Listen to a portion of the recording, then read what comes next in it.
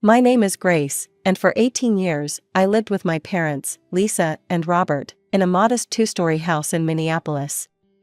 We weren't the kind of family that had movie nights or went on exciting vacations, but I figured that was just how my parents were: practical, reserved, focused on work and everyday routines. Mom worked as an accountant, spending her evenings with spreadsheets and calculator in hand. Dad was in sales, always on the phone closing deals or preparing presentations. They provided for me, kept me fed and clothed, helped with homework when I asked. But there was always this distance.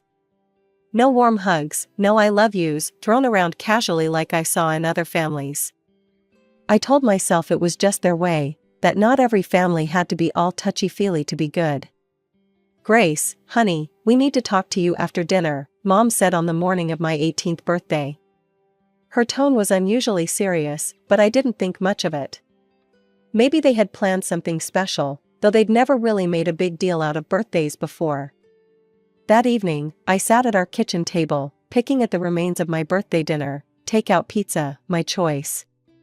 Mom had barely touched her slice, and Dad kept checking his phone, something clearly on his mind.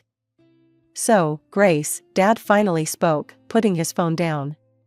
"Your mother and I have been planning something for a while now, and since you're 18 today, it's time we told you." I perked up, expecting maybe news about college preparations, or perhaps even a surprise gift. What came next hit me like a bucket of ice water.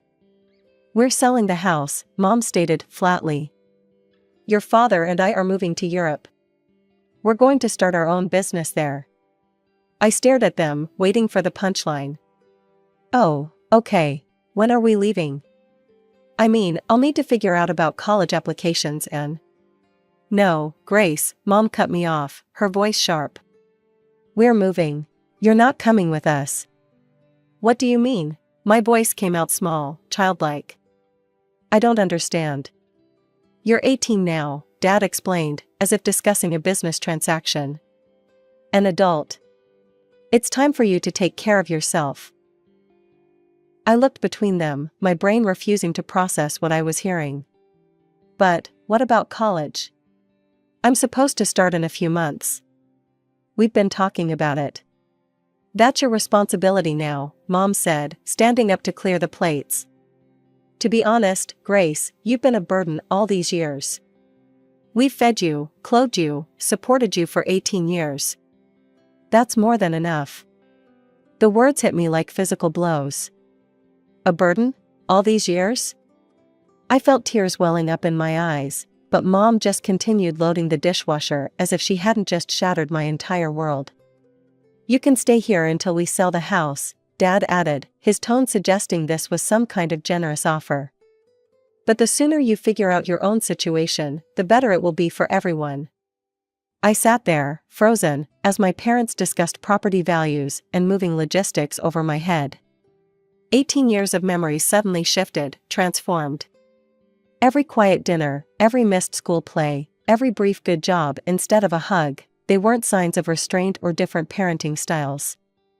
They were signs that my parents had been counting down the days until they could get rid of me. The next morning, I woke up feeling like I'd been hit by a truck. My hands were trembling as I dialed Grandma Eleanor's number. She picked up on the second ring, her warm voice already making me feel a little less lost. "Gracie? Is everything okay, sweetheart? You never call this early." I could barely get the words out, but somehow I managed to tell her everything: the birthday dinner, their announcement, Mom calling me a burden. With each detail, I heard Grandma's breathing getting heavier on the other end of the line.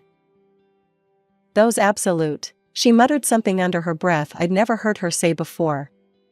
Then, in a stronger voice, "Pack your bags, Gracie. You're coming to live with me. Right now." I didn't need to be told twice. I grabbed my largest suitcase from the attic and started throwing in everything I could think of: clothes, photos, my laptop, the few pieces of jewelry I owned. My hands were shaking so badly I could barely zip the suitcase closed. Downstairs, Mom and Dad were still talking about property values. They barely looked up when I dragged my suitcase past them and out the door. No goodbye, no questions about where I was going. Nothing. Grandma was waiting on her front porch when I pulled into her driveway. She wrapped me in one of her bear hugs, the kind of hug I'd always wished I'd get from Mom, and led me inside the cozy house I'd visited so many times before. Over cups of her famous hot chocolate, with extra marshmallows, just like when I was little, Grandma laid out her plan. "First things first, you're going to college," she declared, her tone leaving no room for argument. "I've got savings, and they're going to good use sending my grandbaby to school." "Grandma, I can't take your money." "You're not taking anything. I'm giving it." She reached across the table and squeezed my hand. "And there's something else you should know. I'm changing my will." I looked up, surprised. Grandma's expression was fierce. "This house, my savings, everything's going to you, Gracie. Not a single penny to your mother. This house isn't much, but it's paid for. The savings aren't millions, but they're enough.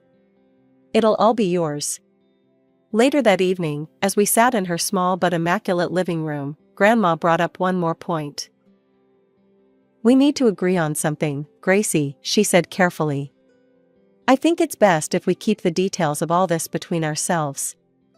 No need to air dirty laundry to the rest of the family." I nodded, understanding immediately. "I don't want to talk about it anyway." "Good," Grandma said, patting my hand. "Let them think what they want. We know the truth, and that's what matters." College life fell into a comfortable routine. Each morning, I'd wake up to the smell of Grandma's coffee and the sound of her humming in the kitchen.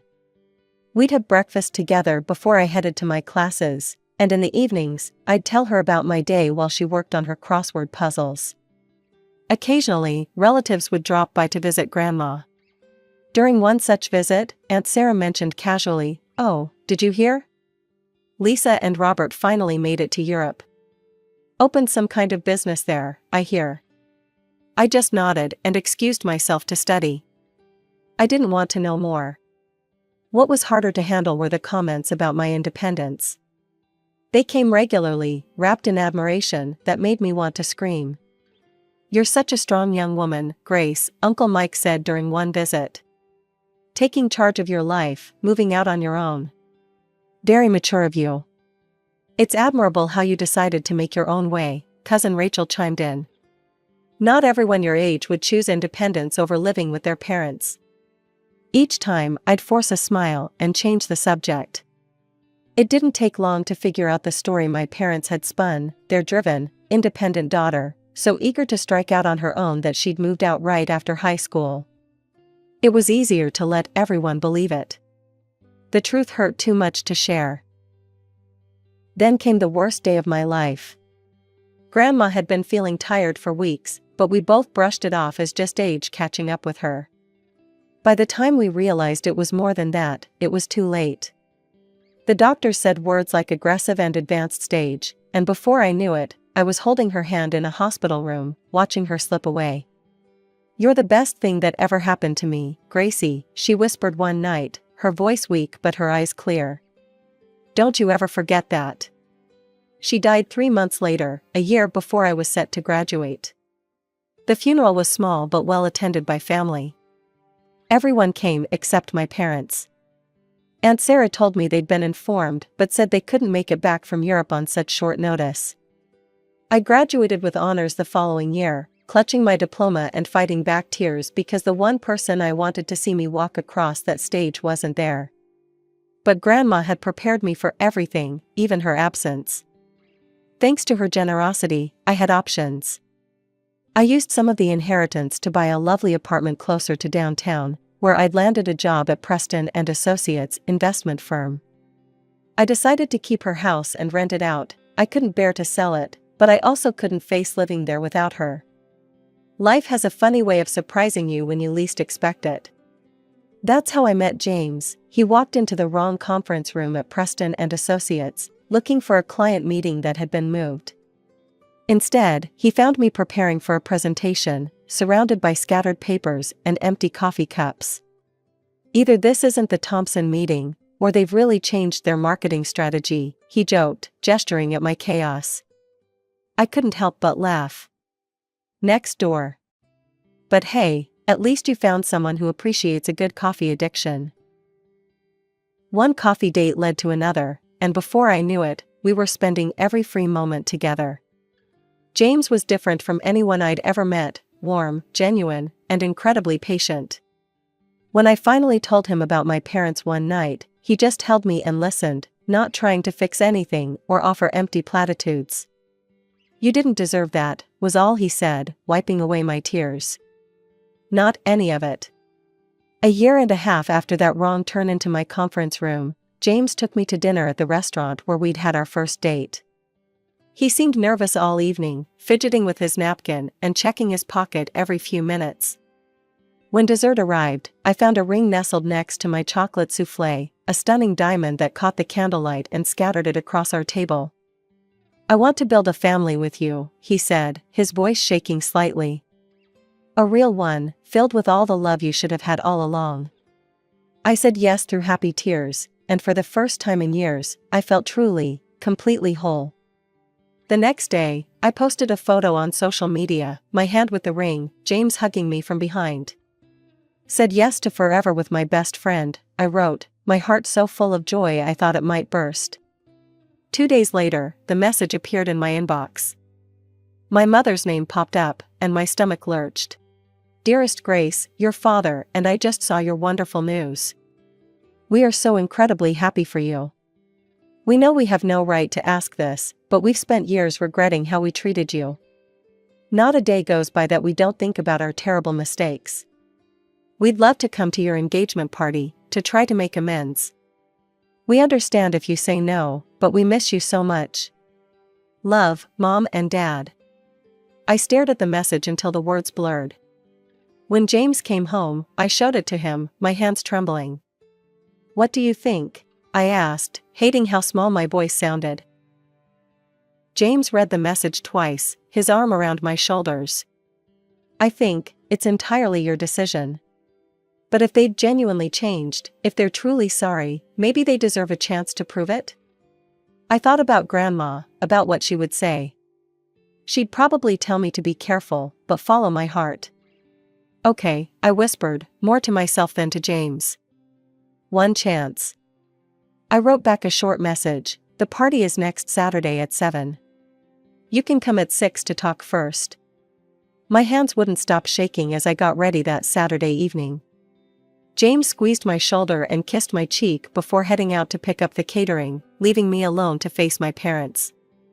At exactly 6 p.m., the doorbell rang. I opened the door to find them standing there, Mom in an expensive-looking dress, Dad in a crisp suit. They looked exactly the same, yet somehow like strangers. "Grace, darling," Mom stepped forward for an awkward hug. I stood stiffly, letting her embrace me but not returning it. "You look wonderful. And what a lovely apartment." We moved to the living room, where they perched uncomfortably on the edge of my sofa. Dad commented on the decor, Mom asked about my job, both of them acting like we were distant acquaintances at a cocktail party rather than family. Then Dad cleared his throat, his pleasant expression dropping away like a mask. "Grace, let's cut to the chase. We know about your situation." "My situation?" I felt my stomach clench. "Yes," Mom leaned forward, her eyes sharp. "We know about Grandma's inheritance. The house, the savings, all of it. And we've done our research." "What research?" "The house is worth at least $300,000 in today's market," she stated, like she was giving a business presentation. "And knowing Mom, there must be significant savings too. Plus, we see you're doing very well, nice apartment, wealthy fiancé." "Get to the point," I said, my voice trembling. "We want $70,000, Dad announced flatly.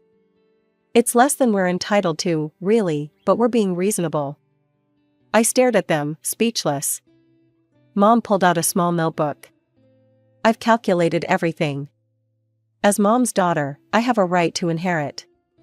If you don't give us the money, we'll sue for half of everything, the house, the accounts, all of it."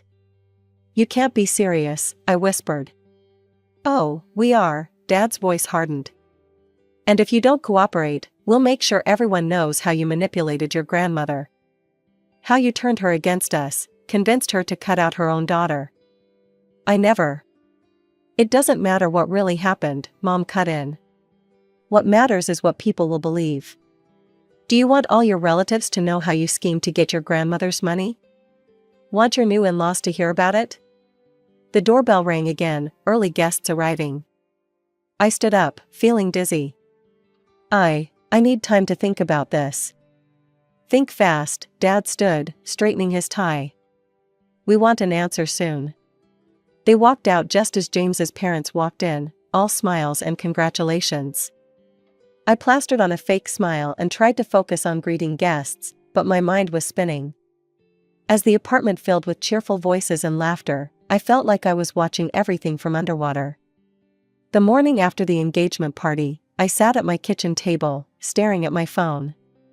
James had gone to work, but not before holding me close and whispering, "Whatever you decide, I'm with you." My hands were steady this time as I dialed their number.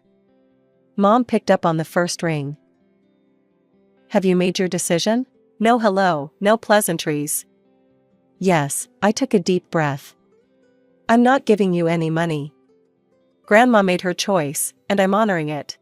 You'll regret this," she hissed and hung up. They didn't waste any time. That evening, my phone started buzzing with notifications. My parents had posted a lengthy message on social media, complete with sad-faced emojis and carefully filtered photos of them looking distressed. "Our hearts are breaking," the post read. "After losing everything in Europe, our home, our business, all our savings, we turned to our only daughter for help. But Grace, who was living in luxury with her wealthy fiancé, refused to help her own parents. We are now homeless, moving between relatives' homes, not knowing where we'll sleep next week. How did we raise such a heartless child?" Within hours, the post had been shared throughout our entire extended family. My phone exploded with messages. "Grace, how could you? Your own parents. They raised you for 18 years. You have plenty of money now, why can't you help them?" Aunt Martha called me, sobbing. "They need a place to stay, Grace. That house of your grandmother's is just sitting there with renters in it. Your own parents should be living there." Uncle Peter's message was particularly harsh. "Your grandmother would be ashamed of you. Your parents sacrificed everything for you." I wanted to scream, to tell them all the truth, but my throat felt closed up every time I tried to respond. Then came the wedding cancellations. "I'm sorry, Grace, but I can't celebrate while your parents are suffering," Cousin Rachel texted. "What kind of person starts a marriage by turning their back on family?" wrote another relative. The final blow came from Uncle Mike, who'd always been kind to me at family gatherings. His message was brief and professional. "Grace, as a lawyer, I feel obligated to inform you that I will be representing your parents in their lawsuit against you regarding your grandmother's estate. The law is clear about children's rights to inheritance, and your grandmother's will can be contested. Expect official documentation soon. I recommend you reconsider your position before this gets messy. You don't want to start your married life with a legal battle. Uncle Mike." I sat in my darkened apartment, reading and rereading the messages, watching as my entire extended family turned against me. The irony was almost funny. They were finally seeing me as the terrible person my parents had always thought I was, but for all the wrong reasons. James found me there when he got home, still scrolling through the endless stream of accusations and disappointment. He took one look at my face and pulled me into his arms. I sat at my computer, fingers hovering over the keyboard. Taking a deep breath, I began to type. "To my family and friends. I've stayed quiet for 8 years about what really happened between my parents and me. I let everyone believe their version of events because the truth was too painful to share. But now I have no choice. On my 18th birthday, my parents sat me down and told me they were selling our house and moving to Europe. They informed me I wouldn't be coming with them. You've been a burden for 18 years, my mother said. That's more than enough. They refused to help with college, refused to support me in any way. I was given until the house sold to figure out my own situation. I didn't choose independence as they claimed. I was abandoned. Grandma Eleanor took me in that very night. She gave me a home, paid for my education, and showed me what unconditional love really means. Now my parents are back, demanding $70,000 and threatening to sue me for half of Grandma's inheritance. They're threatening to destroy my reputation if I don't comply. But Grandma, being the wise woman she was, saw this coming. My hands were shaking as I uploaded the video file beneath my post. Grandma's face filled the screen, looking tired but determined, sitting in her hospital room. Her lawyer, Mr. Thompson, was visible in the background. "Lisa," Grandma began, addressing my mother directly. "If you're watching this, it means you're trying to take what I left to Grace. I knew you would. You're my daughter, and I love you, but your greed has poisoned your heart. I, Eleanor Marie Sullivan, being of sound mind and clear judgment, am recording this message in the presence of my attorney. I want to state explicitly why I've chosen to leave everything to my granddaughter, Grace. 8 years ago, you and Robert threw your own child away like she meant nothing. You refused to help with her education, refused to give her any support. You called her a burden. A burden. Your own daughter, who I watched you bring into this world. Grace never told anyone what you did. She kept your secret, even when relatives praised you for raising such an independent daughter. She protected your reputation while you abandoned her. I'm leaving my house, my savings, and everything I own to Grace. Not because she manipulated me, as I'm sure you'll claim, but because she showed more character in her pain than you've shown in your entire life. This is my final decision, made with full mental capacity and witnessed by my lawyer. Grace is my sole heir. That's all I have to say." The video ended with Grandma's lawyer confirming the date and circumstances of the recording. I added a final line to my post. "I've kept this video private for years, respecting Grandma's wishes to avoid family drama. But now that my parents are threatening legal action and spreading lies, I have no choice but to share the truth. I'm sorry you all had to find out this way." With trembling fingers, I clicked post. The responses started flooding in within minutes of my post. The first call came from Uncle Mike. "Grace, his voice cracked. "I had no idea. My God, I'm so sorry.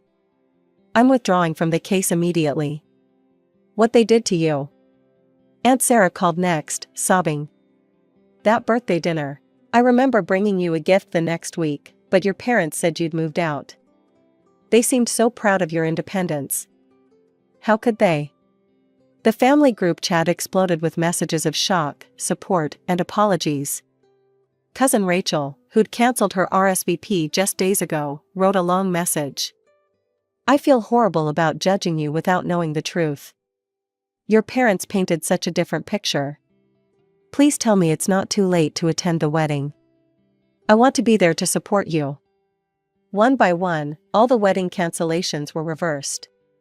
Relatives who'd condemned me just days before now reached out with heartfelt apologies and offers of support. Even distant family members I barely knew sent messages expressing their shock and sympathy. "Your place card will be waiting," I told each one. "No hard feelings." Through the grapevine, I heard snippets about my parents. They'd moved in with some old friends from their college days, picking up temporary work here and there.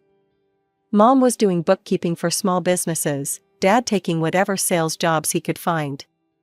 Their grand European dreams had apparently crumbled long ago.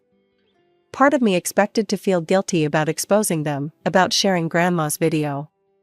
But sitting in my apartment the night before my wedding, looking at the photo of Grandma on my mantle, I felt only peace. "You were right, Grandma," I whispered to her picture. The truth did set me free. James found me there, wrapped his arms around me from behind. "Any regrets?" he asked softly. I thought about the scared 18-year-old girl I'd been, packing her bags in silence. About the grandmother who'd saved me with her love and foresight. About the woman I'd become, stronger, wiser, but no longer carrying the weight of other people's lies. Not a single one, I replied, and I meant it. Tomorrow, I'll walk down the aisle surrounded by family who knows the real me, both the pain I've survived and the strength it gave me. My parents won't be there, but the empty seats won't matter. I have everything I need: love, truth, and finally, beautifully, peace. Some people might say I'm heartless for cutting my parents out of my life, for not helping them in their time of need. But I've learned that real family isn't about obligation or guilt, it's about love, support, and truth. And sometimes, the most loving thing you can do is simply let go.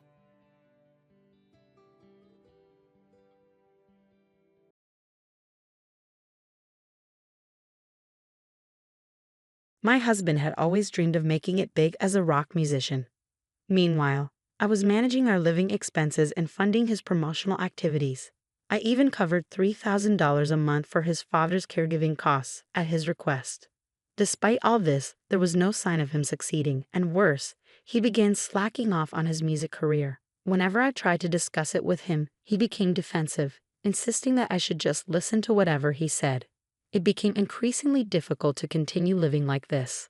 I decided to at least ask my mother-in-law if she could help with the caregiving expenses. But then 10 years ago, my husband passed away. Right after his death, I discovered his betrayal, which left me devastated. My name is Sadi, and I'm 37 years old. I work for an event company handling a variety of clients. 2 years ago, I married Keith, who is 10 years younger than me. My friends were concerned when I shared the news of our marriage, mostly because of the age difference. I understood their worries, but I was determined to marry him. We're currently living together in an apartment, though we haven't been able to have children yet. When we were dating, everything seemed perfect. We never had big fights and got along so well that I believed our married life would be smooth sailing. Unfortunately, I was in for a rude awakening. Keith was a member of an indie rock band, mostly performing at local venues and regional music festivals. He was dedicated to his music and worked hard to become famous, but he couldn't make a living from the band alone. So he juggled multiple part-time jobs. We met when I volunteered at one of his shows. His passion for music was so inspiring that I felt compelled to support him. Initially, I was cautious because of the age difference and intended to keep things professional. But while managing his band, Keith started making advances towards me. At first, I thought he was joking, but he was serious and openly expressed his feelings. "Sadi, I really like you. Why don't you give me a chance?" I was taken aback by his direct approach. "You're kidding, right? I'm 10 years older than you. Someone like you could easily find a young, pretty girl," I responded. Keith was a wild-looking, handsome guy with a lot of female fans, while I was more of a plain Jane, focused on my work, and had missed the typical age for finding a husband. Not that I was eager to get married anyway, I preferred work over romance.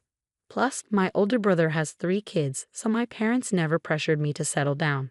I couldn't believe that someone like Keith would have feelings for me, but he persisted. "I don't care about fans who are only interested in my appearance. I prefer mature women like you, who respect and support my dreams and are capable at work. Marry me," he said. His earnestness won me over, and I began to see him as a potential partner. After dating for a while and giving it serious thought, I decided to marry him. I was determined to support his dreams. We didn't have enough money for a wedding, so we had a simple ceremony at the city hall. After that, Keith moved into my apartment and we started our life together. My parents lived on the opposite side of the country, and we couldn't afford to visit them. We planned to visit each other's families once we were more financially stable. But shortly after our wedding, Keith wanted to discuss something with me. My dad was paralyzed in an accident a while back, and he needs constant care.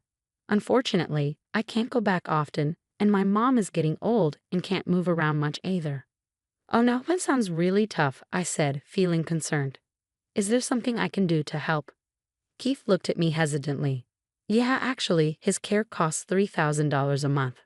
I've been cutting corners to make ends meet, but I'm reaching my limit. I'm really sorry, but honey, could you pitch in a $3,000 each month?" I was taken aback by his request. My take-home salary was only about $3,000, and Keith made around $1,500. If I sent my entire salary each month, we barely have enough left for rent. Sensing my hesitation, he suddenly grabbed my hand. "Honey, I'm really counting on you. My parents have been supporting my dream for so long, and doing nothing about this wouldn't sit right with me. I'll work hard to become famous, I promise. Please? At his desperate plea, I decided to tough it out. All right, but if it comes out of my income, we won't be able to sustain ourselves. So for now, I'll use my savings. You've got to pay it back sometime, though. Thanks, love. I'll definitely pay it back. Heck, if I make it big, I'll spoil you rotten. Just to be safe, I made him sign a promissory note. Even though we were married, I thought it would be better to handle these things properly. Paying $3,000 a month hurt, but I tried to remind myself that it was for a good cause. I just hoped his band would become famous soon. Unfortunately, things didn't go as I'd hoped. 2 years later, there was still no progress. Not only that, but Keith had stopped promoting his band altogether. They didn't even get together to practice anymore. He spent most of his time lounging at home or using the pocket money I gave him to go out. At first, I thought he might have given up on his dream. If you're not continuing with music, you need to find another job, I told him one day. When I asked if he had given up, he insisted he was still pursuing his music career. But despite his words, there was no sign of him restarting band activities. One day, I couldn't take it anymore and confronted him. Hey, can't you just get back into playing shows already? Or at least try some part-time jobs, even short-term? It could be a fresh start, you know. Yeah, maybe when I'm in the mood, he replied casually. You said that last time, but you've just been chilling without working. If you keep going like this, we're going to be in serious trouble. Just earn a little something for God's sake. His nonchalant attitude ticked me off, and I unintentionally raised my voice. He glared at me and got defensive. Shut up. Don't you dare complain about men's work. I'm just taking a break because I'm in a slump. I'll get back to it when the time is right. I was stunned by his sudden outburst. He had never been so nasty to me since we got married. But his lack of work was seriously messing up our finances. My savings were dwindling because of the monthly caregiving expense for my father-in-law. Our life was on the brink of falling apart. I tried discussing the possibility of reducing the amount I sent each month. We're barely afloat, Keith. We can't sustain our life on just my income. Cut down the amount? That'll make my dad suffer and make life harder for my mom. Are you planning to abandon my parents? It's not like that at all, but we're running out of money. We have to make some changes. Figuring that out is your job as my wife, he snapped. Reducing the amount is absolutely out of the question. If there's not enough money, go get a part-time job or something. He furiously stormed back to his room after that argument, leaving me at a loss about how to deal with his absurd demands. Unfortunately, his troublesome behavior didn't end there. Lately, he's been going out with friends and coming back extremely late. It's not uncommon for him to return in the dead of night, or sometimes he doesn't even contact me and just shows up in the morning. When he does return home, he reeks of alcohol and perfume. When I asked him where he'd been, he casually said he was just out playing around and drinking at bars. Okay, if it's just you drinking too much, I can understand the alcohol smell, I told him. But what's with the strong scent of perfume? I asked him to at least let me know where he was going, but he refused to listen. Don't complain about my hangouts with my buddies. I just happened to get that perfume smell at the bar. Don't go jumping to conclusions, he snapped. However, his eyes were darting all over the place, and he was sweating, so it was crystal clear he was lying. He used to be sweet when we first got married, but now there wasn't a trace of that left. In fact, I felt like he was treating me more like a cash cow than anything else. Divorce began to cross my mind, but there was also the matter of the caregiving fees I'd been paying. I still had the promissory note, but I wasn't sure if I'd be able to get that money back after the divorce. With no other option, I decided to consult with my in-laws. While Keith was away, I made up my mind to call them. When I cleaned his room, I found an old-school notebook with phone numbers written in it. Something about it made a strong impression on me. While he was out, I went into his room and dialed one of the numbers written in the notebook. A woman's voice answered. Hello, who is this? Oh, hi, this is Sadie. You don't know me. Is this Mrs. Florence, Keith's mother? Yes, she replied, sounding surprised. I explained to her that I was his wife. She was shocked because she hadn't heard from him in years. I never thought he could get married, she said. He's lazy and always talked about becoming a rock star. I'm really sorry for the delayed update, I said, feeling guilty. He was earnest in pursuing me, and well, I'm quite a bit older than him. I blurted that out as if making an excuse. Then I brought up the issue of caregiving expenses. He asked me to pay $3,000 each month for his father's care. But because he's not working, my savings are about to run out. Is it okay to reduce the amount? There was dead silence on the other end of the line. Then, before I could sense what was coming, she dropped a bombshell on me. My husband, he passed away 10 years ago. Keith has been estranged from the family for years, and we haven't been in touch. What? I stammered. His father is gone, and he's been estranged? I'm sorry, could you please explain a bit more? As we talked, one shocking truth after another came to light. I realized I had been deceived by him all this time. My entire body trembled with rage. All the effort I had put into supporting his dream had been for nothing. I would not let him get away with this. I was determined to make him pay for what he'd done. A few days after my call with my mother-in-law, Keith was out late again. Normally, I would have been worried about where he'd been, but now I felt relieved because I wasn't interrupted in my preparations. When he finally returned, just as I finished my task, he widened his eyes as he looked around the room. Then he started yelling at me. Hey, what the heck are you doing? Don't touch my stuff without permission. I stared at him coldly. You need to get out of this apartment and we're getting a divorce. You'll be hearing from my lawyer soon. What the heck? You can't just say that out of the blue. What do you think you're doing? He shouted. I know exactly what I'm doing, but do you? What have you done with the $3,000 I've been paying every month for your dad's care, which you lied about? He froze at my question, so I continued without giving him a chance to speak. I contacted your mom. She told me about your dad's passing and how you've been estranged from the family for years because of repeated misdemeanors like shoplifting. His face turned pale, and he desperately tried to come up with an excuse. No, it's not like that at all. I was buying band equipment. It was pricey, so I was hesitant to tell you. It's for work, so it's fine, right? I was disgusted by his pathetic excuse. Even if that were true, the fact remained that he lied and deceitfully took money from me each month, and especially because it was all built on lies. There was no way I could forgive him. I'm not up for vague excuses. You used the money I gave you on your affairs, right? I've got proof, and it's all been checked. His notebook had listed a bunch of women's phone numbers, and when I called them, 5 of them confirmed they were romantically involved with him. They had all been lied to about him being single. When I confronted him with this, his face turned red as a beet, and he became enraged. He even tried to attack me, but at that moment, a sharp scream came from the back room. Enough! Out poured a bunch of women, his mistresses, all of whom I had gathered. The color drained from his face as he went from red to white in a second. They looked ready to unleash hell, especially since some of them had been seriously considering marriage. They pounced on him, shouting, "You jerk," and "You scumbag," as they towered over the cowering Keith. Outnumbered and fueled by anger, they were a force to be reckoned with. Amid the chaos, Keith was grappling and crying out, "Please stop. I messed up, I'm sorry." Once they had enough of him, each of them spat out, "I'll never forgive you," and were done, before storming out one by one. He was left in a sorry state, completely stunned. I laid it on even thicker. Just so you know, I'm demanding alimony for the infidelity, and you're paying back the $70,000 I've paid in caregiving expenses. I've got the paperwork, so there's no running away. He suddenly looked at me and begged on his knees. Please, honey, don't divorce me. I'll pay back the money over time, and I'll change my ways and work seriously. Please, don't leave me. His pleas fell on deaf ears.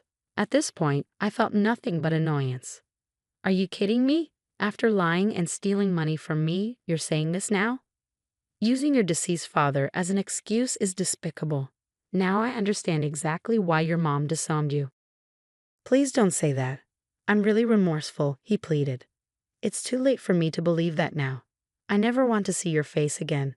I'll contact you through my lawyer, so get the heck out of my apartment right now. If you don't leave, I'm calling the police. I kicked him out right then and there. After that, I successfully divorced Keith and collected the money he deceitfully took from me, along with alimony through my lawyer. When I threatened to fight in court if he didn't pay, he quickly transferred the full amount into my account. It seemed he had racked up some debts somewhere. Moreover, he had skimmed 2 out of the 5 women he had an affair with. They came after him too, but he couldn't afford any more debts. He turned to his estranged mother for help, begging for mercy. I heard that even though she had disowned him, she didn't want him causing trouble for others, so she forced him to pay them back. In return, she sent him to work day and night on a deep-sea fishing boat owned by a relative until he paid off his debts. He's probably getting tossed around in rough waters and being worked rigorously right about now. On the other hand, I got my money back plus alimony, so I'm living a carefree single life. I'm hoping to meet someone sincere next time around.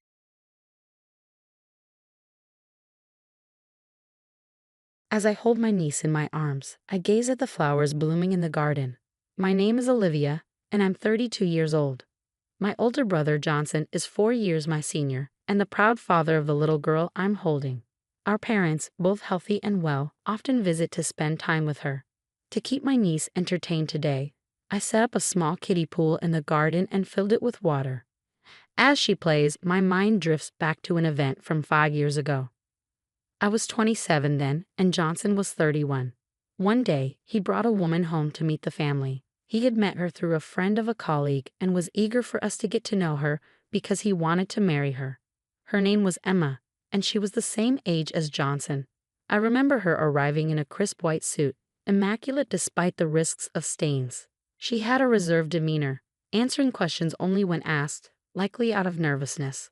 Their conversation was polite but bland, touching on topics like cold hometowns and tasty fish. Curious, I asked Emma what she liked about Johnson. Her response struck me as odd. He's someone I can introduce to anyone without embarrassment. It wasn't a comment about his personality or any intrinsic quality, just something superficial. A slight unease crept over me that day, an unease that would later grow into certainty. Shortly after Christmas, Johnson was transferred to Los Angeles. It was a promotion, and he was excited, but it complicated their wedding plans. Since the transfer makes it tricky to plan a wedding, I want to do it before I move to Los Angeles, Johnson suggested, but Emma preferred to wait.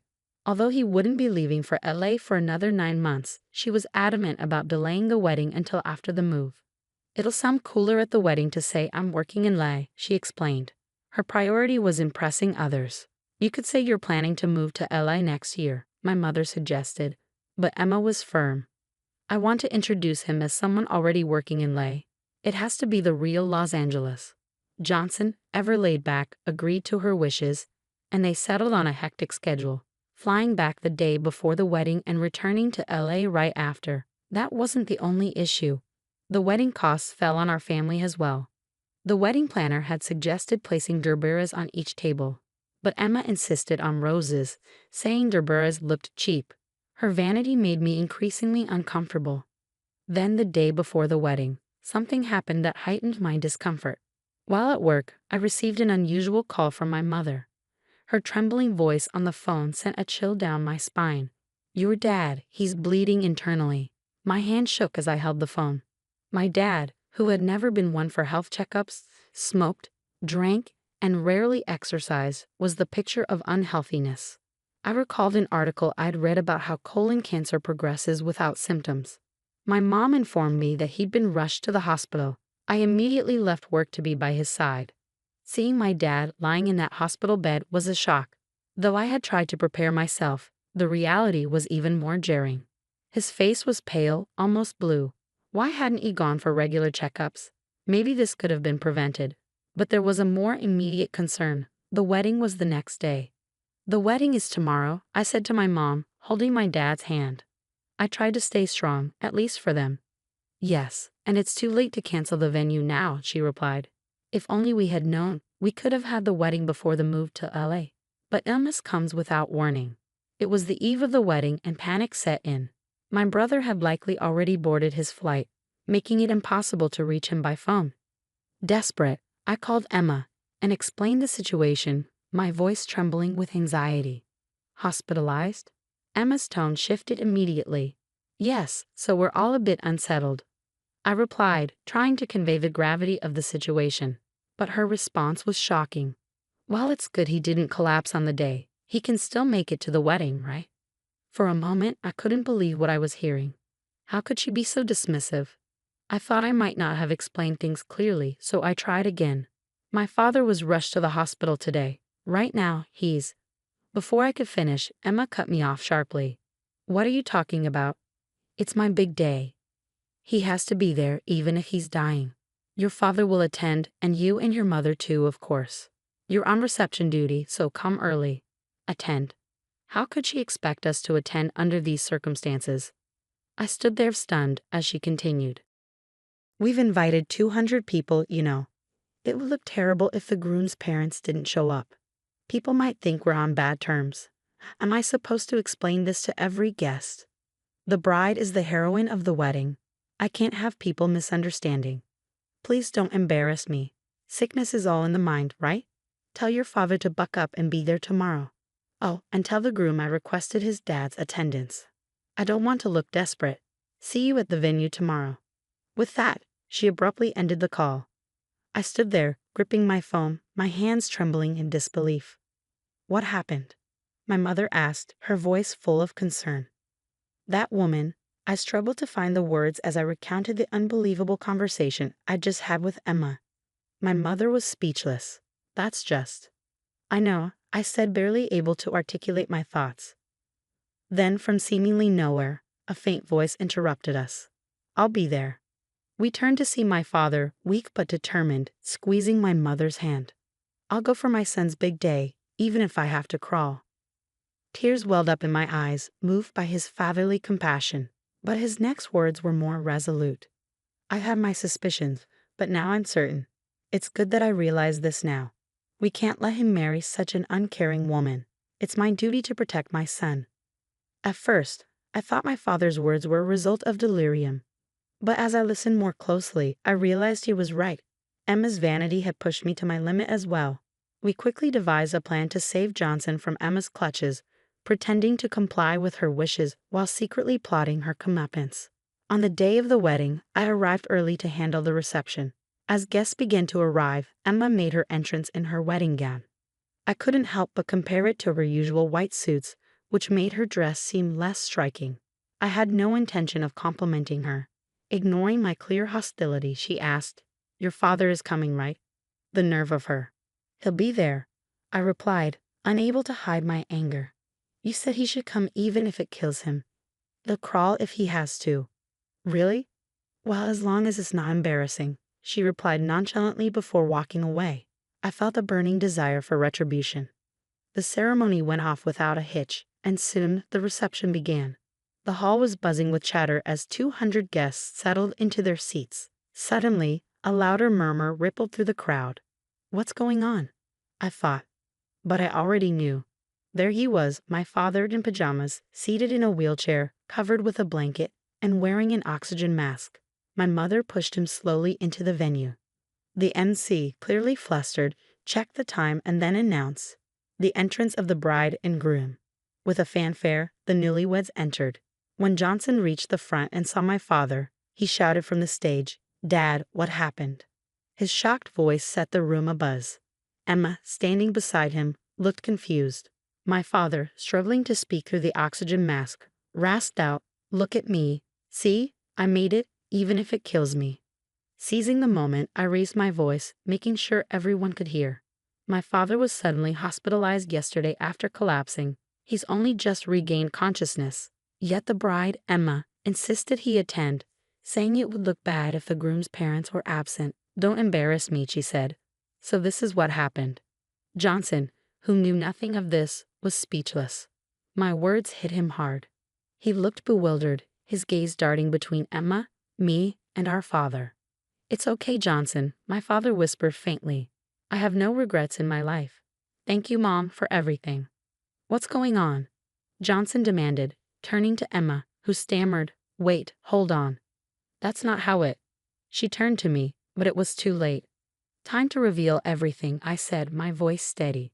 "Oh, and I forgot to mention," the bride also said, "don't tell anyone I asked you to get your father-in-law to attend. I don't want to seem desperate." Emma was panicking now. "I told you not to say that." I mocked her. She told me not to tell anyone. The sound of my father's oxygen mask, eerily reminiscent of Darth Vader, filled the room as Emma and I stared each other down. The room fell silent, every guest watching us intently. "Johnson," I continued, "Dad had massive internal bleeding yesterday and was rushed to the hospital. The bathroom was reportedly covered in blood. But you were already on the plane, unreachable, so I informed Emma of the situation. Not a single word of concern from her. Just demands that he attend, even if it meant dying. I was beyond shocked, speechless. That's why Dad is here in this condition. What do you think? Are you really going to marry someone who thinks it's okay to sacrifice others for her own sake? I shared memories of our father with the room, recalling how he had always been there for Johnson.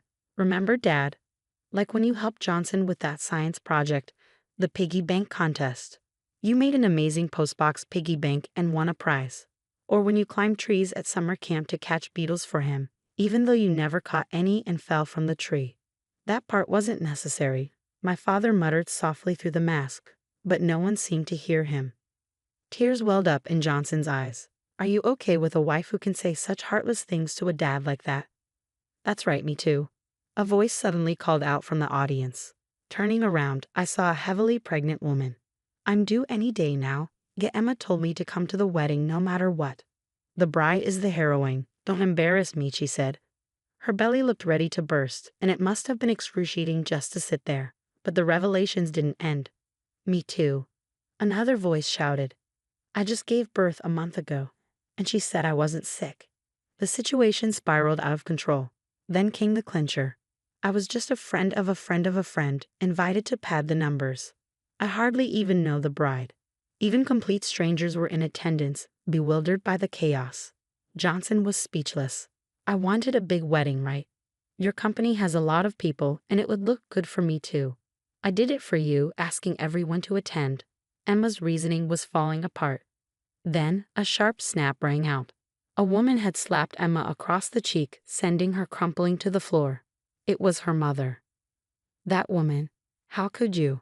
Her mother cried out. My daughter, she's always been like this. In elementary school, she'd say her dad looked shabby and shouldn't come to school events. Always caring about appearances, threatening to study abroad if her grades didn't improve. It was okay when it was just our family, but now she's troubling others. This is disgraceful. She then turned to us, deeply apologetic. I'm so sorry for my daughter's behavior. I know sorry isn't enough, but please forgive us. Emma's mother, able to scold and apologize for her daughter in such a situation, was admirable, so unlike Emma. But Emma protested. Why are you embarrassing me in front of everyone? You're my parent. She looked ready to lash out at her own mother. Enough, Johnson said, restraining the chaotic Emma. I'm sorry, really sorry to everyone. And Dad, I'm sorry I didn't know. My father took off his oxygen mask and said calmly, no worries. I couldn't stand her attitude, and I thought you'd suffer if you married her. What's it called? I even borrowed this Paco Paco. Wait, what? Emma gaped in astonishment. The Paco Paco mask my father referred to was just a plastic mask, not meant for oxygen inhalation. My mother, who worked part-time at a family restaurant, had used these 3D plastic masks. It looks more like a sick person, he had said, deciding to wear it after discussing it with my mother. From a distance, without a closer look, it could easily be mistaken for an oxygen mask. As for his internal bleeding and diagnosis, my father tossed away the thick cushion he had been sitting on. It was hemorrhoids. What? Hemorrhoids? The bride, groom, and the entire hall erupted in astonishment. Ouch, ouch, ouch. My father yelped as he tried to sit back in the wheelchair without the cushion, clearly still in pain. Come on, Dad, you can't sit without a cushion. You just had surgery, my mother scolded, picking up the cushion he had thrown. Then she turned to Emma's mother, who looked dejected. Please raise your head, she said. Not many can scold their child and apologize so sincerely. I'm truly impressed by your genuineness. Emma's mother, with tears streaming down her face, hugged my mother. My mother embraced her, comforting her. Everyone now understood. It's annulment time, Johnson spoke coldly to Emma, having witnessed everything. 5 years later, Emma's true nature, exposed at the wedding, led to her being disowned by relatives present and naturally by her parents as well. Her vain nature seemed incurable, even with advice. Inviting complete strangers from her workplace to the wedding had made the entire fiasco known at her job, leading to an awkward resignation. I saw her once at a grocery store. She looked unkempt, wearing dirty clothes that hadn't been washed for days, her hair disheveled. I don't have a job. "Can you help me reconcile with Johnson?" she begged. "He's in lay," I replied bluntly, refusing her plea. The waters filled up. My father called out, squatting by the side. He had been exposing his embarrassing ointment-covered backside for a while, but now seemed fine. "And the pool looks cool," my niece Mary exclaimed as she ran off my lap toward the pool. Indeed, after that ordeal, my brother fell in love with and married a French woman in Los Angeles, who gave birth to Mary. She's 3 years old, with blue eyes and blonde hair, like a little doll, melting all our hearts. Mary joyfully splashed in the pool, light glinting off the water. "Take care," a clear voice called out as my sister-in-law, Sophia, appeared holding flip-flops. "Sorry for the mischief," she said cutely. I love how she tries to learn the language for us. "There's a festival today. Let's go together tonight," I suggested. "A festival? Yay," Sophia beamed, just like Mary.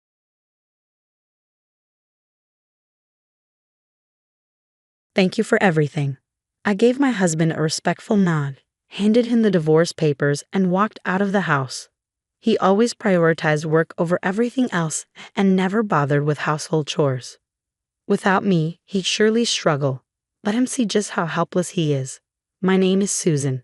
I quit my job right after we got married to become a homemaker. My husband, Robert, was my former boss, renowned for his exceptional work ethic.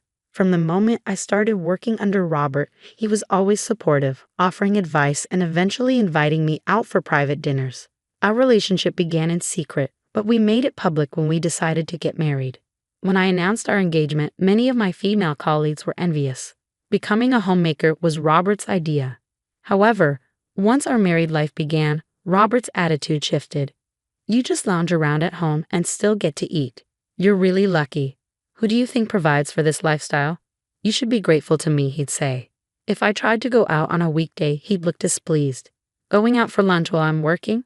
Who do you think earns the money for that lunch? Think about it," he'd remark. I started to feel reluctant to go out, fearing Robert's reaction, and I began to stay home more. Is this my life now, just waiting for Robert to come home? I couldn't stand it. I felt a strong need for change, so I decided to work outside the home again. But Robert wouldn't hear of it. "You want to work. Is my salary not enough for you?" he demanded. "That's not it," I tried to explain desperately. "I feel suffocated staying at home all the time." "You think of work as just a breather? Are you taking it lightly?" he accused, but I knew that if I backed down, nothing would change. I pleaded with Robert, and after much persuasion, he finally agreed to let me work part-time on the condition that I wouldn't neglect the household chores. Returning to work after so long was nerve-wracking, but it was also refreshing. I worked hard to ensure Robert had no complaints about the housework after my part-time job. It was tough at first, but gradually, I found my rhythm. Around that time, Robert's mother passed away. I informed my part-time job of the sad news and asked for some time off, which they kindly granted. I shuttled back and forth between Robert's family home and ours, preparing for the funeral and taking care of my father-in-law. After the funeral, Robert told me, "You only need to visit my family home every other day. Daily cleaning and laundry aren't necessary, right? Just prepare meals that my dad can easily heat up." He seemed worried that his needs would be neglected if I visited his family home daily. When I told Robert that continuing to care for his father would jeopardize my part-time job, he responded with irritation. "It doesn't matter if 1 or 2 employees are absent, right? Just reduce your working days. If they complain, quit. It's not like you're earning much. It's just a breather for you." Reluctantly, I reduced my working days, but I felt guilty for constantly asking for flexibility. I wished my father-in-law could take care of himself, but he was adamant that household chores were a woman's job. He wouldn't do any cleaning or laundry, and he was picky about food. "This is too salty," or "I want something else," were common complaints. Because of this, I often returned home late from his place. One day, my father-in-law refused to eat the pot roast 2 days in a row, so I had to prepare another meal, making me late. When I finally got home, Robert was already there, and he was furious. "You're late. What were you doing? Where's my dinner?" he shouted. "I'm sorry," I stammered. "Father-in-law wanted something different, so I had to make another meal. I'll serve dinner right away." I served Robert the pot roast I had brought back. He looked at it with disdain. "What's this? You promised to take care of the house as usual, right? If this happens again, you'll have to quit your part-time job. Wait a minute, I said, my frustration rising. I was late because I went to your family home, not because of my part-time job. Inaki snapped, you're stretched thin because of that part-time job. Don't ever make me wait again after I come home from work. I knew arguing wouldn't change his mind, but I couldn't accept it. I continued juggling household chores, caring for my father-in-law, and managing my part-time job, sacrificing sleep to keep up. Then, one day, I received an unexpected call from my mom. Susan, your dad's been diagnosed with a severe illness and needs to be hospitalized, she said, her voice trembling. I learned that Dad's cancer was advanced and beyond treatment. I wanted to visit him immediately, but Robert was unsympathetic. Visiting him won't change anything. Focus on our home. Reluctantly, I took early leaves from my part-time job to visit Dad. Half a year later, he passed away. While helping my devastated mom with the funeral preparations, I informed Robert about the funeral date. His response was chilling. You'll be back before I return from work, right? I don't want to wait for dinner again. You're attending the funeral too, right? I asked, hoping for some support. Why would I? It's a weekday and I have work, he replied coldly.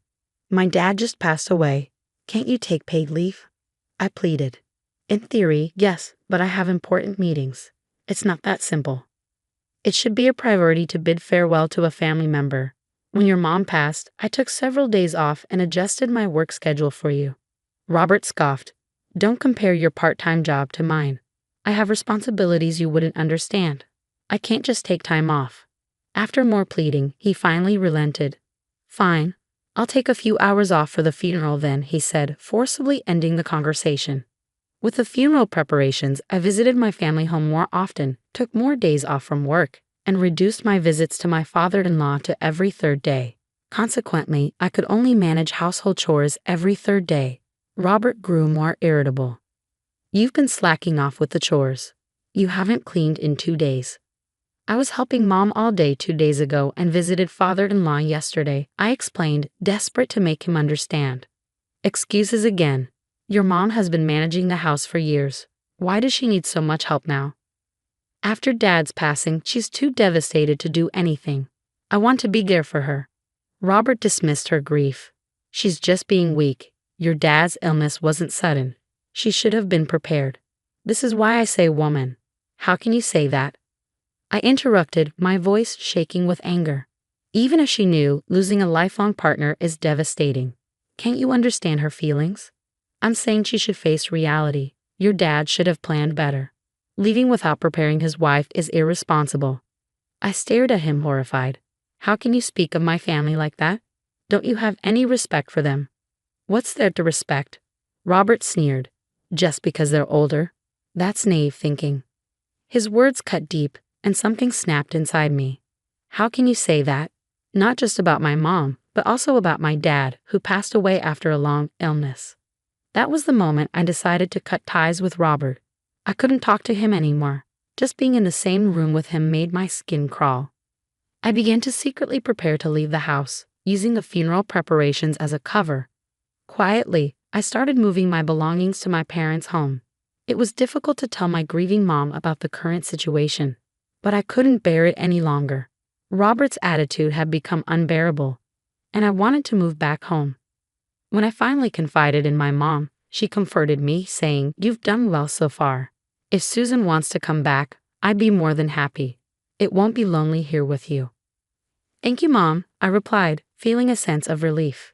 It's better to free yourself from Robert and find new happiness than to force a marriage. With her words of encouragement, I felt reassured and continued my preparations to leave. I kept my emotions in check, flawlessly handling household chores and taking care of my father-in-law. It was just a little longer to endure. As long as I maintained the housework, Robert didn't complain, and we avoided unnecessary conversations.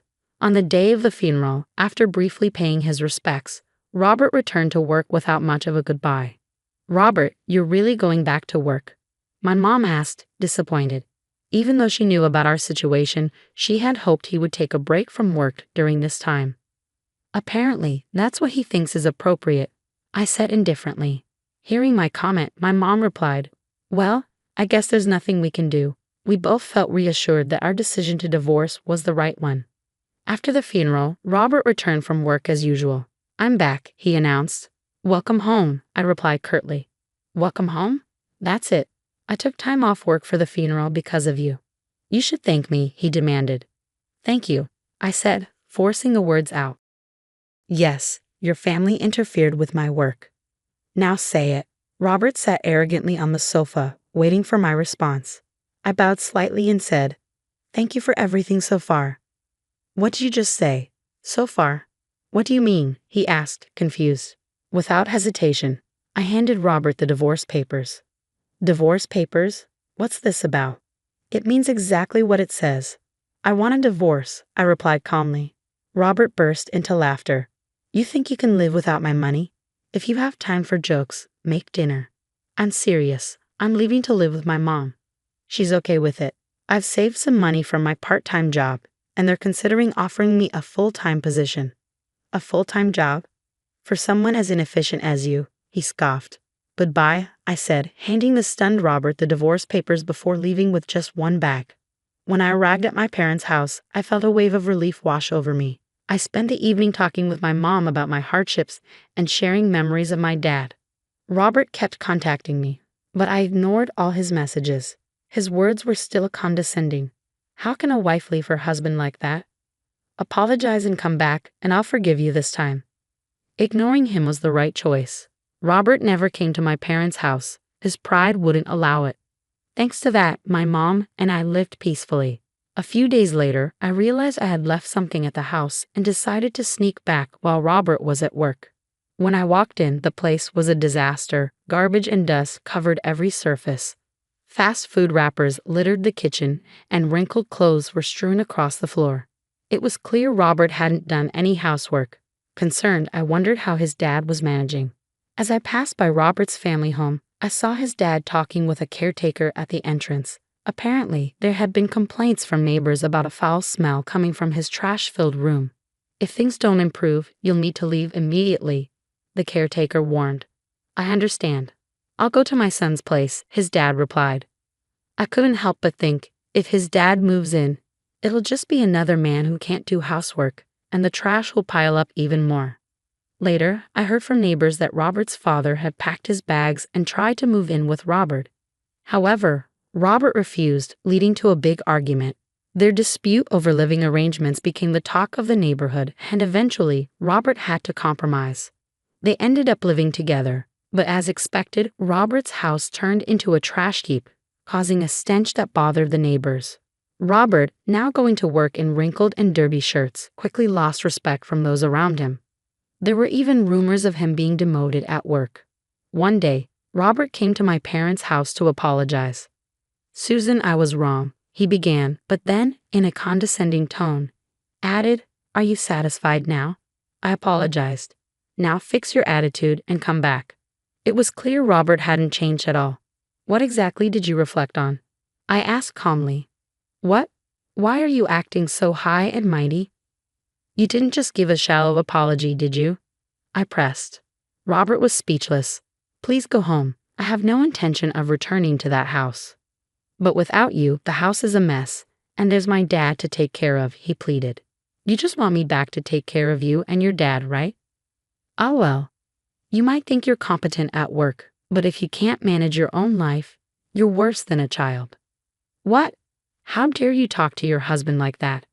"Not husband, ex-husband. We're getting a divorce, so we're strangers now." "Wait, I don't want a divorce." "Shut up. I am not your servant. You always look down on homemakers. Men like you, stuck in the past and domineering, should just be buried in your trash-filled houses. Stay away from me, you arrogant jerk." I shouted at Robert, then locked the door behind him. When I turned around, my mom was clapping. "Well done," she said with a smile. After that, I started the divorce mediation process. Fortunately, the offer for a full-time position progressed smoothly, and it seemed I could earn enough to live comfortably with my mom. My mom, who had been down after losing my dad, was gradually regaining her spirits now that I was back. Life with just the two of us became fulfilling and joyful. According to my lawyer, Robert and his dad are still living in their trash-filled house, now known in the neighborhood as the useless father-son duo. They're the subject of gossip. Robert, unable to sleep properly because of the mess, is always sleep-deprived. As a result, he made a significant mistake at work and was forced to resign. Without the means to hire a housekeeper, their future looks bleak. Looking back, I feel foolish for trying so hard to please Robert. I'm grateful to have escaped a life of constant endurance. From now on, I'll live my life to the fullest.